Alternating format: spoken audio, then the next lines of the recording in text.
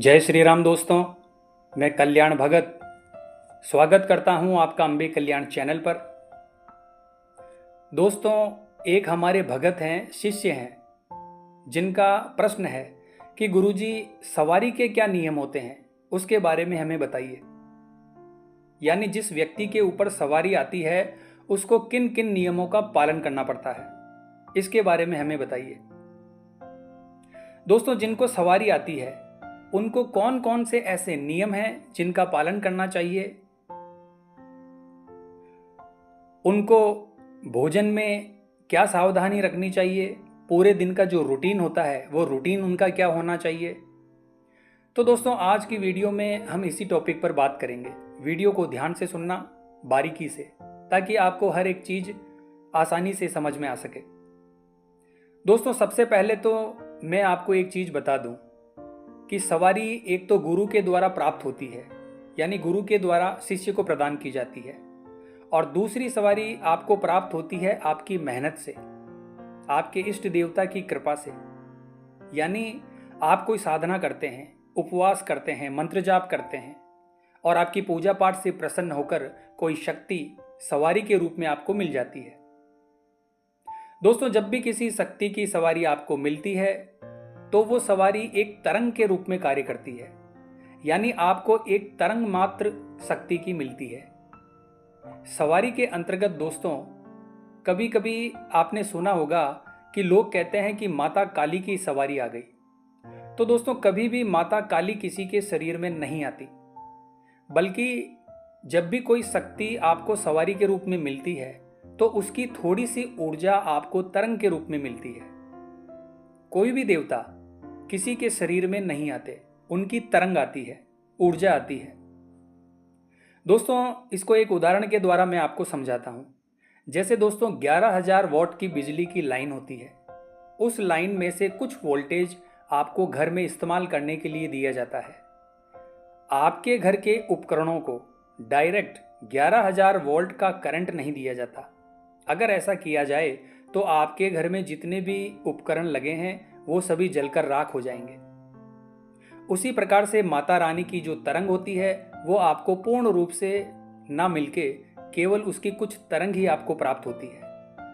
तो उसी को हम माता रानी की सवारी आ गई कहते हैं। दोस्तों, आपके शरीर के अंदर धीरे धीरे शक्ति आती है, एक साथ वो तरंग, वो शक्ति नहीं आती। जैसे जैसे आपकी पूजा पाठ बढ़ती है वैसे वैसे वो तरंग है, जो पावर है, वो आपके शरीर में वास करने लगती है। और दोस्तों, जब वो तरंग आपके शरीर के ऊपर आने लगती है तो कुछ ऐसे नियम होते हैं जिनका पालन आपको करना पड़ता है। दोस्तों, इन नियमों का पालन हर उस व्यक्ति को करना चाहिए जो व्यक्ति पूजा पाठ करता है और जिसको देवी देवता की सवारी आती है। क्योंकि दोस्तों, जब आपके शरीर पर सवारी आती है तो वो आपके शरीर की पवित्रता को देखती है, वो आपकी नीयत को देखती है, आपके मन की भावना और दिमाग को देखती है। दोस्तों, जैसे हमारे घर में मेहमान आने वाले होते हैं तो उस वक्त हम अपने घर को कितना साफ सुथरा रखते हैं ताकि मेहमान आए और हमारे साफ सुथरे घर में जाकर आराम से बैठे, आराम से विराजमान हो जाए। ऐसे ही जो देवीय शक्तियां होती है वो साफ सुथरी जगह पर ही विराजमान होती है, और साफ सुथरी जगह पर ही वो शक्तियां अपना आसन ग्रहण करती है। तो इसीलिए दोस्तों, आपको शारीरिक रूप से भी स्वस्थ रहना बहुत जरूरी है और आंतरिक रूप से भी आपको पवित्र रहना बहुत जरूरी है। तो दोस्तों, अब बात करते हैं सवारी के नियमों के ऊपर। सबसे पहला नियम होता है लगातार और निरंतर पूजा पाठ करना। दोस्तों, अगर आपके ऊपर सवारी आती है तो आपको कोशिश यही करनी है कि आप लगातार पूजा पाठ करते रहें। जो भी आपकी पूजा पाठ का नियम है आप उसे फॉलो करते रहें। दूसरा नियम होता है दोस्तों ब्रह्मचर्य का पालन। शारीरिक रूप से और मानसिक रूप से ब्रह्मचर्य का पालन करना आपके लिए बहुत जरूरी होता है। अगर आप शादीशुदा हो और नहीं भी हो तो भी आपको ब्रह्मचर्य का पालन करना पड़ता है। और ब्रह्मचर्य का पालन आपको कब करना है? जैसे आप साधना कर रहे हो उस दौरान आपको ब्रह्मचर्य का पालन करना है। या जो बड़े दिन होते हैं जैसे होली, दीपावली, पूनम, अमावस्या, ग्यारस, इस प्रकार के जो बड़े तीज त्योहार बड़े दिन होते हैं, या आपके इष्ट का जो मेन दिन या वार होता है, जैसे अगर आप हनुमान जी महाराज की पूजा करते हो तो मंगलवार शनिवार हो गया, बाबा भोलेनाथ की सेवा करते हो तो सोमवार हो गया। इस प्रकार से इन दिनों पर आपको ब्रह्मचर्य का पालन करना होता है। तो दोस्तों, जिस भी देवी देवता को आप मानते हैं उसका जो दिन होता है उस दिन आपको ब्रह्मचर्य का पालन करना है। इसके अलावा जैसे मैंने आपको पहले बताया कि आपको शारीरिक और मानसिक रूप से ब्रह्मचर्य का पालन करना है, यानी किसी भी माता बहन के प्रति आपकी सोच गंदी नहीं होनी चाहिए और ना ही आपके विचार गंदे होने चाहिए। अगला नियम है दोस्तों, देवी देवता का भोग। दोस्तों, भोग आपको जरूर देना चाहिए।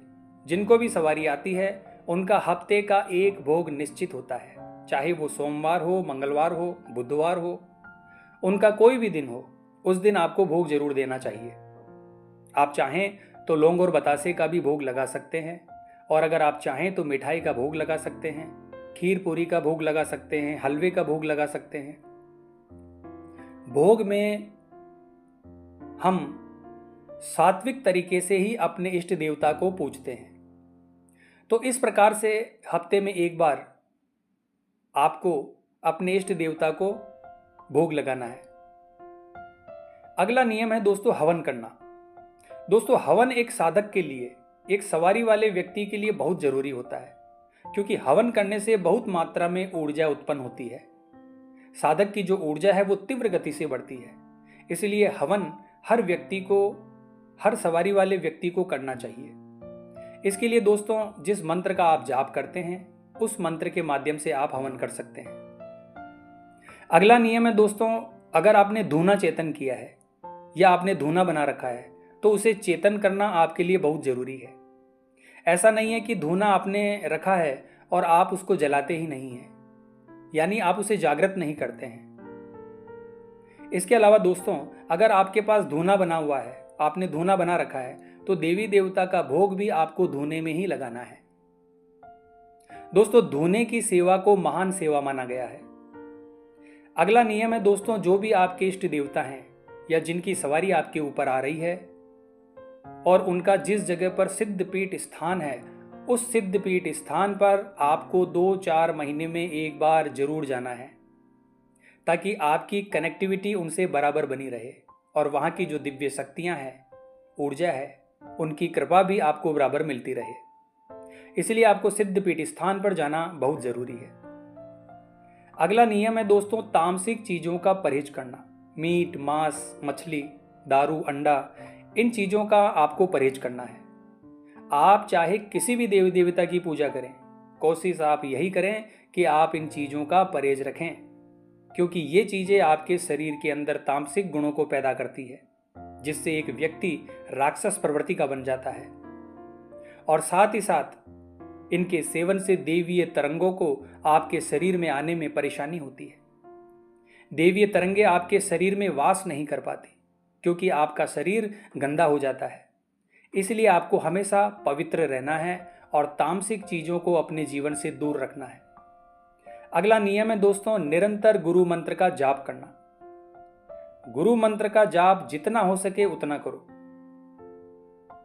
दोस्तों, गुरु मंत्र को सब मंत्रों में श्रेष्ठ माना जाता है और गुरु मंत्र के प्रभाव से ही आप बहुत बड़े बड़े कार्य कर सकते हैं। अगर गुरु मंत्र आपका जागृत है तो आप किसी भी व्यक्ति को झाड़ा लगा सकते हैं, नेगेटिविटी को हटाना या बुलाना, इस प्रकार का कार्य कर सकते हैं। इसके साथ ही दोस्तों, गुरु मंत्र का हवन और जाप भी आपको करना चाहिए। अगला नियम है दोस्तों, सभी चीजों में शुद्धता का ध्यान रखें। आपके शरीर की शुद्धता, आपके मन की शुद्धता बहुत आवश्यक है। अगर आपके शरीर में शुद्धता नहीं है तो देवी देवताओं की पूजा पाठ करना आपके लिए बिल्कुल व्यर्थ है। अब आप पूछेंगे दोस्तों, शुद्धता कैसे आती है? तो दोस्तों, साफ सुथरे कपड़े पहनने से शुद्धता आती है।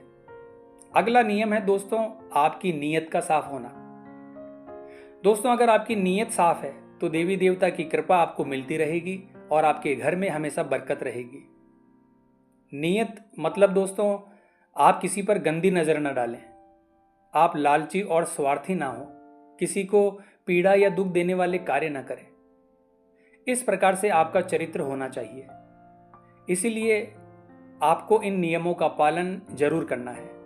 अगर आप इन नियमों का पालन करते हैं तो देवीय शक्तियां आप पर इतनी कृपा करती है कि आपके एक बार बोलने से ही अगले व्यक्ति का कार्य हो जाता है, उसकी अर्जी स्वीकार हो जाती है। तो आज की वीडियो में बस इतना ही दोस्तों। उम्मीद करता हूं आज जो मैंने जानकारी आपको दी है वो आपको अच्छी लगी होगी। तो कमेंट बॉक्स में हर हर महादेव जरूर लिखें दोस्तों, और चैनल को लाइक और सब्सक्राइब अवश्य करें। मिलते हैं इसी प्रकार की अगली वीडियो के माध्यम से। जय मां अम्बे, जय श्री कल्याण।